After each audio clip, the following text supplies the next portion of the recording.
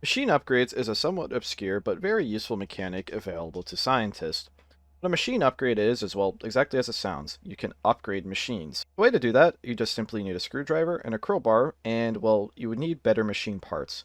Well, what are machine parts exactly? Machine parts are these. They're your manipulators, matter bins, and capacitors. Those are the three machine parts in the game, and there are 4 tiers of them.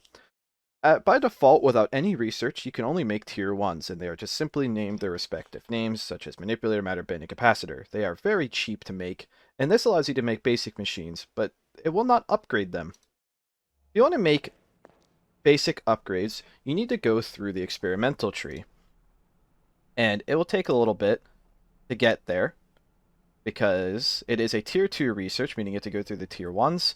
Advanced parts is a tier 2 experimental research, and doing it will unlock advanced capacitors, matter bins, and manipulators. And those are what we call tier 2 parts. So we will research that. So now that we have that researched, we can make the advanced materials. The advanced materials require steel and plastic like their normal counterparts, but they also require plasma. Now, if you haven't used all of your plasma for anomalies, you can borrow some for this. And you can also get your steel and plastic from your room, or you can just take it from the lace, or just use the materials that are already in the lace. Either way, you need these materials. And there is no way of knowing what machines use what parts without just either having the prior knowledge or taking them apart yourself. So, for example, if you want to just take apart a machine really quickly, there's no real harm in doing so. You just screwdriver it, and then crowbar it twice, and it will pop out the materials. So there's no harm in doing this, and you can move it just so you can see what you're working with. And inside a proto-lathe, for example, this is probably the first machine you will want to upgrade every single time. There's manipulators and matter bins. So we didn't make the new parts, but now we know what's in it. And machines always use the same parts. So once you know this, you're good to go. So just put it back together, which is you just put the board in and put everything back in, and you just have to re-screwdriver it. So it uses manipulators and matter bins, but all we really care about is the matter bins. Why? If you shift-click any machine, you can examine the machine upgrades, and speed and material use are two separate upgrades. Again, there's no way of knowing which part does what for upgrading a machine necessarily, but the lathes are pretty much the only machines in the game that even have multiple machine parts in them. So you don't have to worry about this too much, but just to save time, the matter bins is what affects material speed, or the matter bin is what affects material usage. So all we have to do is make 2 advanced matter bins. And once those print out, we can again take apart the machine, crowbar it again. And I just like to move things out of the way. Now we take our 2 basic matter bins, and we can just save them for later or toss them out, whatever.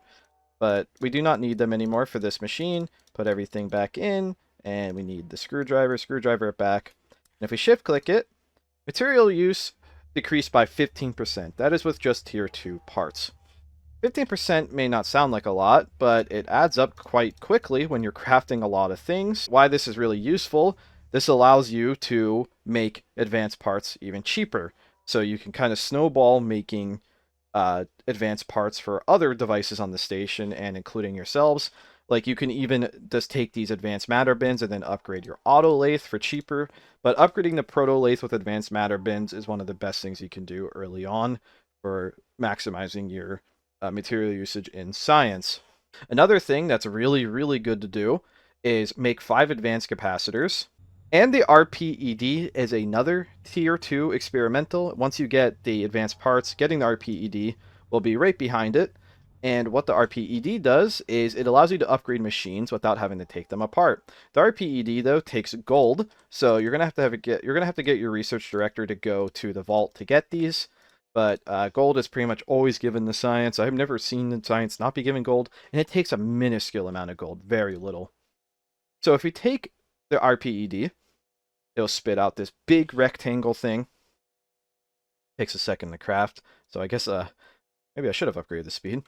But if you press E on it, you'll see it has a storage, and inside you just put your better machine parts or any machine parts. Machine parts weigh basically nothing, so you can load this thing up with a ton of extra parts. And what the RPD does, it will automatically put better parts in place of a machine without having to take it apart. So you just need a screwdriver. You don't need the crowbar, which, let me grab the screwdriver. All you do is screwdriver open whatever you're trying to upgrade, and left click it, and re-screwdriver it, and we are good to go. It will automatically put the old parts into the RPD, and that way you can upgrade machines without having to do the extra laborious part of taking them apart. And with 5 advanced capacitors, we upgraded the output by 25%, which is really good to get more research.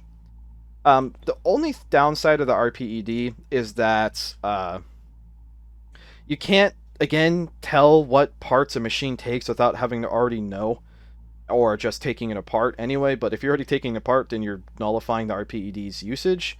But I could just show you after I do this. So once you get more research going, a tier 3 research for experimental is super parts, which are tier 3 parts. These are the best parts that you can make in the game. There are better parts, but there is no normal way of acquiring blue space parts. The only way to acquire blue space parts is by salvage, or sometimes artifacts will produce them, but there's no way of controlling it. So those are more of a, you are grateful for when you get them, but don't seek them out. So now that we have tier 3 parts, they actually cost gold, but we already have used gold. And tier 3 parts aren't that expensive to make either. Cost a little bit more plasma, but hopefully at this point, by the time you get tier 3 research, or you could work with cargo directly to get more. But remember, we could just use these two, we could just print out 2 super matter bins, because now we remember what's in the proto-lathe. And we can just upgrade the proto-lathe. So let me just screwdriver it open, and left click it. And inside, there's our 2 old advanced matter bins. And what's really awesome about this is we don't have to worry about putting the materials back in. And now look how cheap crafting is. With just this, we are now down to 27.75% less materials. And just for completionist, we'll use 2 advanced matter bins. Just left click to replace it again. This is why the RPD is really nice. And we are down to 38.59% material reduction, which is as good as it gets, and things get really, really cheap. Another machine that I would highly, highly recommend upgrading as soon as possible is the Exosuit Fabricator. Why? Because everything in here is really expensive, and knowing what parts are in this early on is also really useful. This also uses a matter bin in manipulators, so if I were to just put in the better matter bin, it would make it cheaper. Also, what's really nice about the RPED, it will suck up machine parts automatically. You can also use the RPED on unfinished constructions like this, and it will just automatically put in the better parts, and then you just have to screwdriver it. So it actually makes finishing machines better, even if you are taking them apart. As you can see, we upgraded the matter bin, and we have reduced the material cost by quite a lot. And this is fantastic because these are the most expensive crafts in science, so this will save you stacks upon stacks of steel. And saving gold and silver is fantastic because they are the hardest material to replenish because cargo can't buy them; they have to earn them. And I'll just show you a few other machines that are really good at being upgraded because it is kind of obscure. Some machines are really good. Some machines have really good upgrades. Some machines have not that good of upgrades. Like upgrading cell chargers and stuff is not like it's nice, but it doesn't really change much. Like you don't gain too much of a benefit out of it. So like in an order of importance, just while I'm still here, I would say Proto-Lathe, Anomaly Vessel, then Exosuit Fabricator. Upgrading the Autolathe is nice too, but you don't use it too much because there's just basic materials in here, and nothing really is that expensive. Microwaves are one of the most useful machines in the game to upgrade, but as far as I'm aware, you actually can't use the RPED on it because it just tries to open the microwave. So you just have to crowbar this one, but that's fine because RPED will still be storing your devices. The only thing a microwave uses is a single capacitor. So like if you just find a blue space capacitor, you'll be the chef's best friend forever. And I'll show you why, because we'll just finish putting the microwave back together. This decreases cook time by 87%. And if I just like I'll show you like why that's insanely good. So normally, So normally it takes 10 seconds to cook dough into bread with the microwave, but with the machine upgrade, it's way faster than 87%. Uh, you can cook recipes in, it basically feels instant. Like if I just absolutely cram this microwave with dough and put it on the max setting, I mean, that's like 3 seconds, and you could just spit out food at a ridiculous rate. Super Pac-Mans and Pac-Mans are also great to upgrade because they are a low machine cost part. They only have 2 capacitors.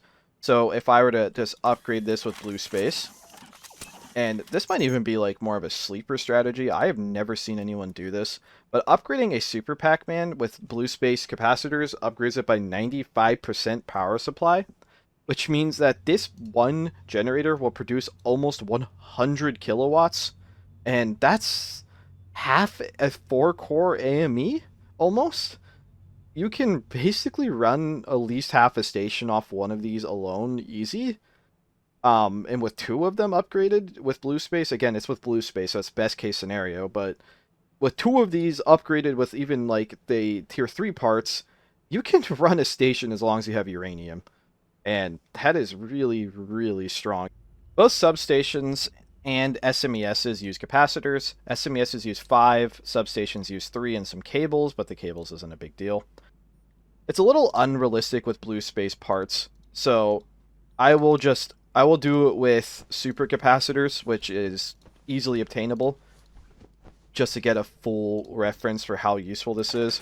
So with 5 super capacitors, you'll increase it by 300%. So this is essentially 4 SMESs in one. Supercapacitors and a substation will also increase it by that much. So realistically, upgrading the SMESs first would be better because I mean SMESs power the substations, but having one substation last 4 times longer would also just be incredible for the station's power net in general. So yeah, once you've upgraded the SMES's substations, your lathes, the microwaves, there's not too much else to upgrade at the moment. You can reduce the power draw of some things, but that's not all that useful. I think you can, like, if you want to help out Cam, you can upgrade their hot plate to make their hot plates heat faster, so that's another thing you can consider doing. But unless I'm missing something or forgetting a specific device, I don't really know what else there is that's worth upgrading specifically. But that's pretty much all I got. This is probably also drawn out just a little too long, but I wanted to make sure people knew exactly what machine upgrading meant. Thank you for watching.